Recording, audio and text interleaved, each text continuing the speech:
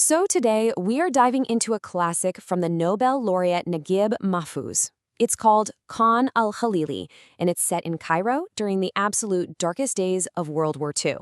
This is a really powerful story about one family's search for safety and maybe just a little bit of hope in a world that feels like it's completely lost its mind. And this one line, it really gets to the very heart of the story. It's this fragile, flickering hope that convinces the Akif family to just uproot their entire lives. We're not talking about some confident, optimistic hope here. No, this is a desperate one.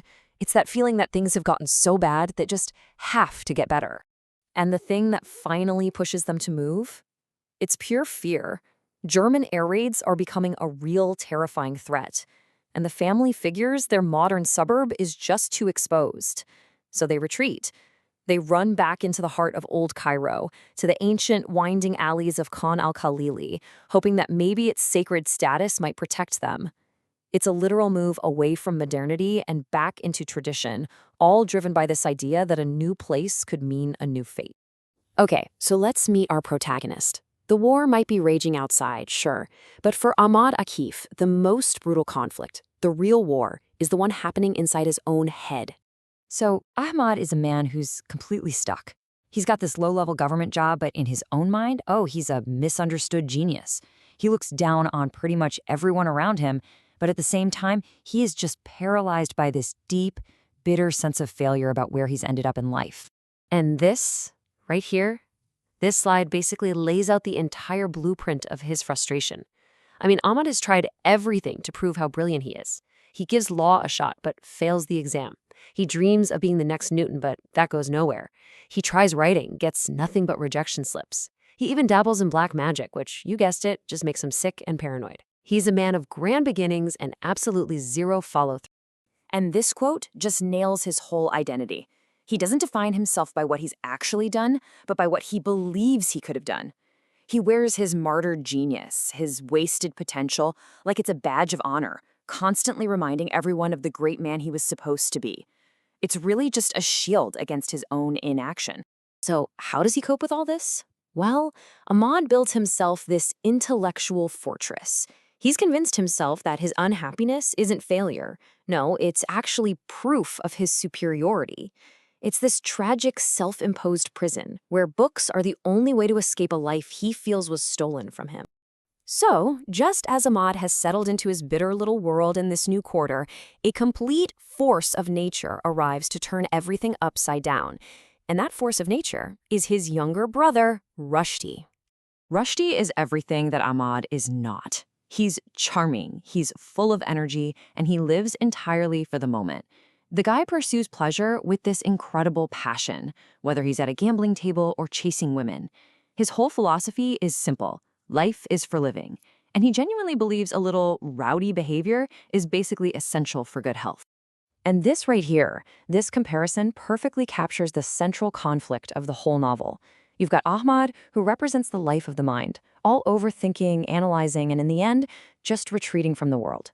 And then you have Rushdi, who's all about the life of the senses, acting, feeling, and just diving headfirst into whatever experience comes his way. One brother flees from life, the other embraces it completely. And if you need just one quote to understand Rushdi's whole approach to life, this is it. It's all about this relentless, almost shameless pursuit of what he wants. For him, getting rejected isn't the end of the road. It's just part of the game. He's got a confidence and a drive to engage with the world that his older brother can only dream of. Now, the stage for this family drama is just as important as the characters themselves. So let's zoom out a bit and take a closer look at the vivid, chaotic, and beautiful world of al-Khalili. Mahfouz just completely immerses us in this place. It is a total sensory overload. You can practically hear the radios blaring from the cafes, the waiters shouting orders, the constant click-clack of backgammon pieces.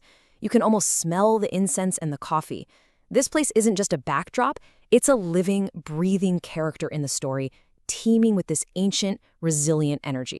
But all of that vibrant daily life is punctuated by these moments of just sheer terror. An air raid siren can silence the entire quarter in a heartbeat, replacing all those sounds of life with the chilling fear of death. And this quote, it just perfectly captures that awful suspense, that feeling of being a tiny pawn in a massive global conflict, just praying that death decides to pass you by for another night. The local cafe, it becomes this forum where all the anxieties of the war get played out. It's where the characters debate the fates of Germany and England, they argue about politics, and they reveal all their own hopes and fears for the future.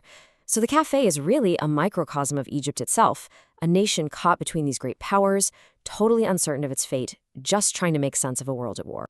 And it's right here, in this setting, a place of such intense life and the constant threat of sudden death, that the story reaches its absolutely heartbreaking climax.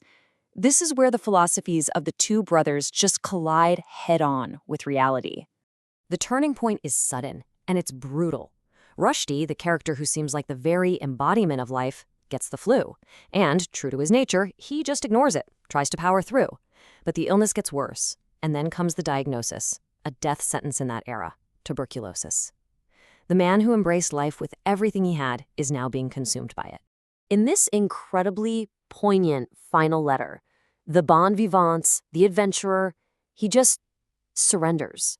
The man who lived for the outside world, for excitement and new experiences, now wants only one thing at the very end, to be home with his family.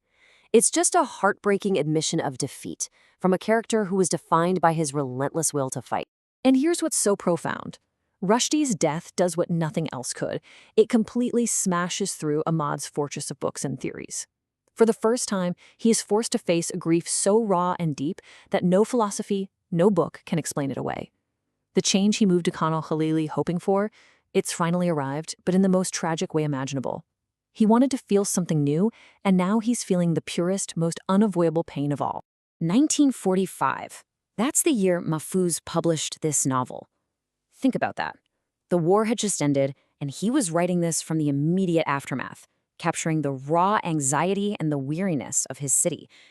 This is really one of the formative works that set him on the path to becoming a literary giant. So ultimately, this book is so much more than just a family drama. It's really a snapshot of a society at a major crossroads. It's a deep, authentic portrait of life in Cairo's ancient quarters, as it's wrestling with all the immense pressures of the 20th century. And with this simple, powerful final line, the family leaves the quarter just as they arrived, looking for some kind of change. But they leave profoundly, forever altered. Their search for better luck led them straight to tragedy. The quarter that was supposed to be a safe refuge became the site of their greatest loss. And this is the book we've been exploring, al-Khalili. It's a powerful, deeply human story about hope, about tragedy, and about family, from one of the true masters of modern literature. So the novel kind of leaves us with this big, lingering question. Was Ahmad's misery really his own fault, a product of his choices?